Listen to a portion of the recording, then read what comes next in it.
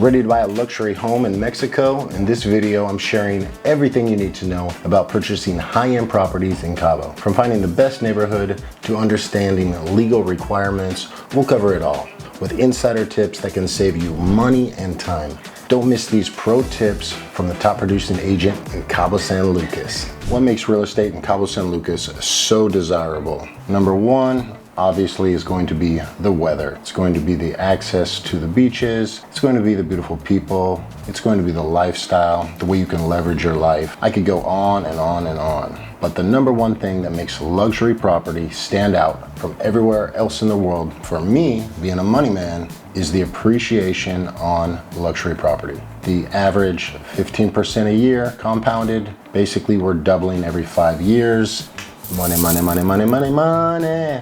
Money. How is Cabo different from everywhere else in Mexico? Well, let me put it like this. Cabo would be comparable to Texas in America. It's basically its own animal entirely. It means it's extremely free here, and that's why I call it Cabo San Lucas, the land of the free. So which areas in Cabo offer the best luxury homes? You gotta find what checks your boxes. So for me, number one, Kesler. We have more amenities than any other community.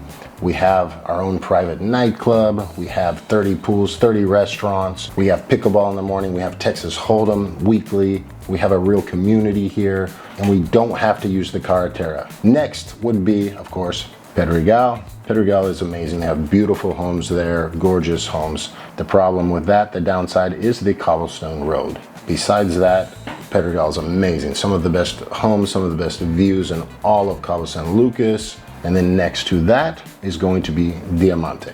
Diamante is your golfer's paradise. If you like golf, Diamante is where you want to be. There's no other option because they have 4 courses. Well, the 4th one is coming in. In Kesler, we have 2. Up and coming spot that I like if I was going to invest early now would be Rolling Hills. You can get a lot of house for a little bit of money as a new up and coming luxury community. Now that's for San Lucas.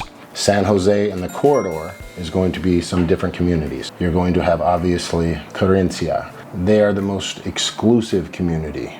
Very hard to get in. They have a higher standards of rules, regulations, things of this nature. Everything is very expensive there. Maybe you want a little bit slower paced life. You want something more chill. Then you might like Campestre in San Jose. So for me, all of these communities are great, and it really depends on you and your boxes, the boxes that you want to check off. So you need to really find out what you want in a property, and go ahead and send me that list, and I can help you to find the property of your dreams. Navigating the legal side of things, here's what you need to know. Number 1, find a good closing company. Number 2, give them your information. Number 3, let them close your property. Done. Pretty much it.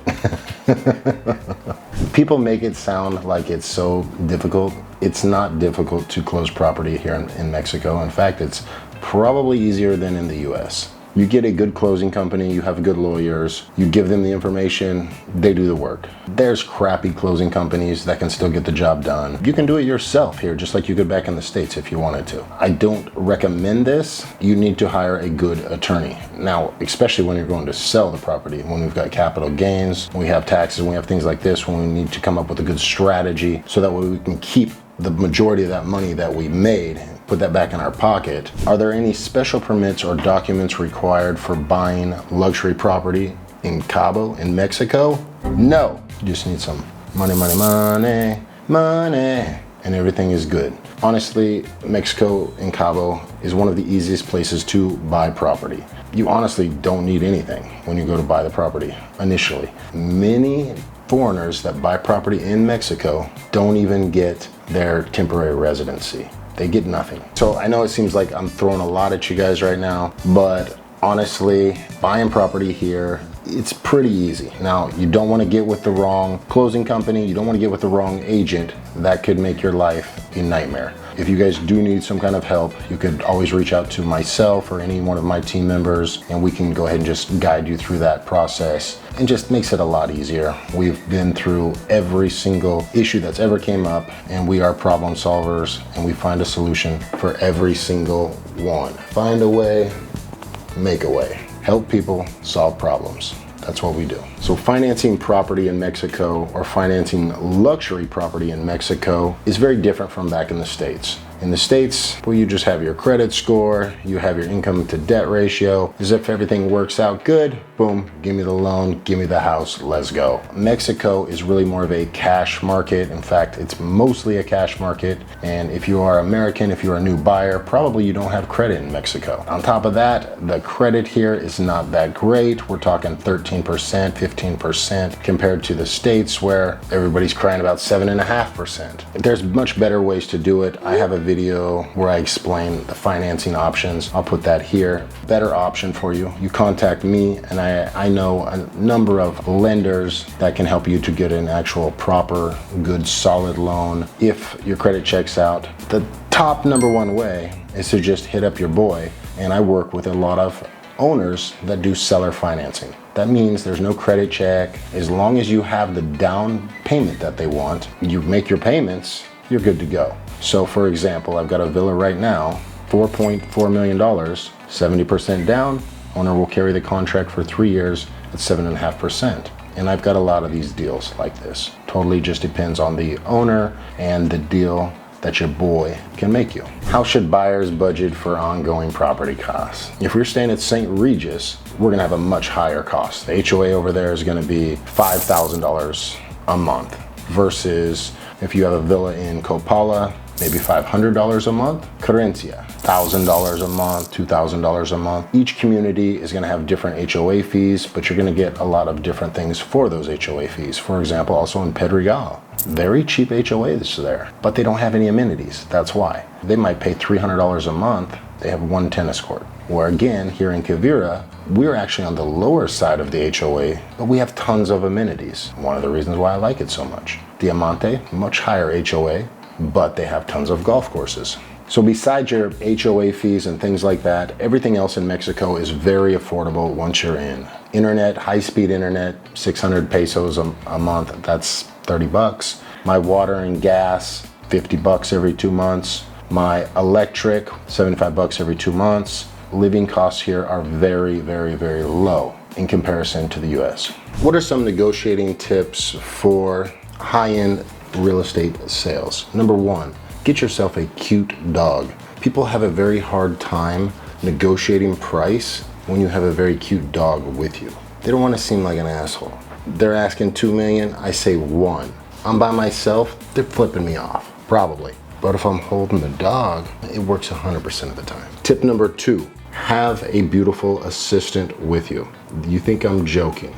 Guys will negotiate out of another guy. Now guys never want to look cheap around women. There's a reason why there is so many women that do luxury properties. I'm just having some fun with you guys, but negotiating, it's an art. It's something that I've been doing literally for 20 years, and it takes time. It can't be taught overnight. I'll tell you this, don't ever pay the asking price, or that should not be your first offer. Now there's also a good time to buy, and there's a good time to sell. So for example, in Cabo San Lucas, low season in September is when the best deals are there. That's because it's the slowest time of the year. That's when people have a hard time getting renters. When everybody else leaves, I call it buying season or listing season. That's when I get the most listings. That's when I get the best deals on properties. This is how I like to personally look for deals, and this is how I like to personally look for deals for my clients. And this is how you can leverage your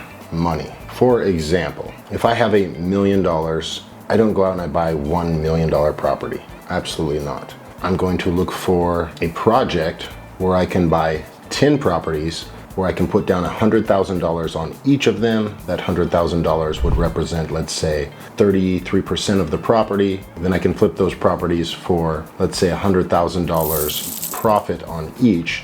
And I'm turning my 1 million into 2 million within typically 6 to 10 months. I just did that exact same thing a few months ago with a small project. All right, so the second way that I try to really leverage properties and investment properties is I look for properties that are turnkey, ready to go, that have a strong rental history, and I look for sellers that will do seller financing. So if I can purchase, let's say for example, $1 million home, I put half down and then I have a 5-year owner contract on the balance, and then I let the renters pay off the other half. So that means in 5 years, what happens? We talked about this before. We have appreciation. Appreciation is the biggest thing in Cabo San Lucas. So that $1 million house that we only put $500,000 down on is now worth $2 million.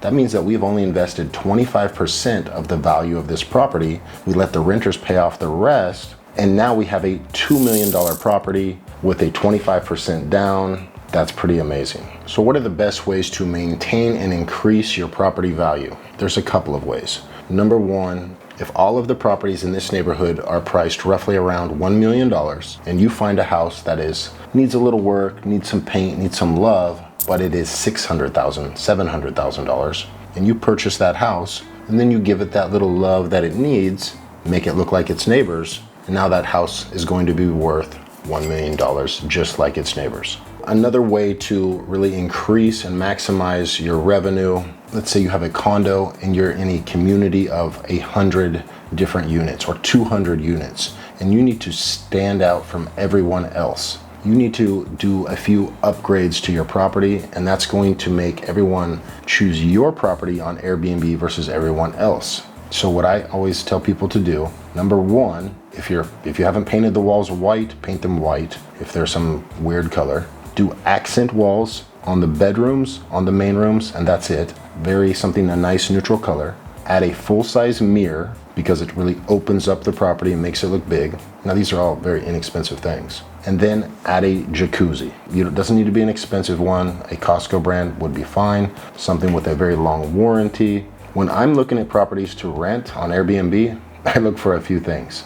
A nice looking property, that's decorated nice, something that is close to downtown, and I always want a jacuzzi. Why? If I'm on vacation, I want to be in a goddamn jacuzzi. This is just one idea. You can add other, we call it added value. So that could be e-bikes, that could be a golf cart, that could be a car that comes with the property. Making your property stand out from the others by giving it some sort of added value. So obviously when it comes to buying property in Cabo San Lucas, you got to do your due diligence. And the main thing I can say is simple.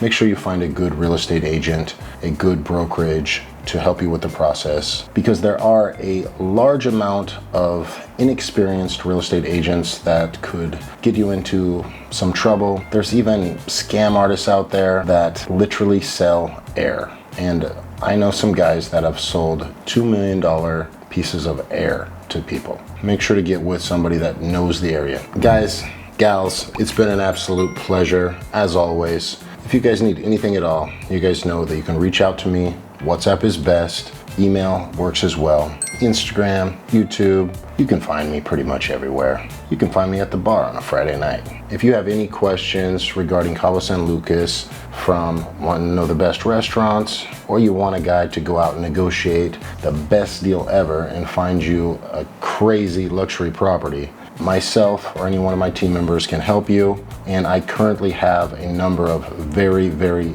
very, very good deals in the luxury price range. I'll put a link down below. You guys can check those out. We'll set up a video chat. See you on the next video.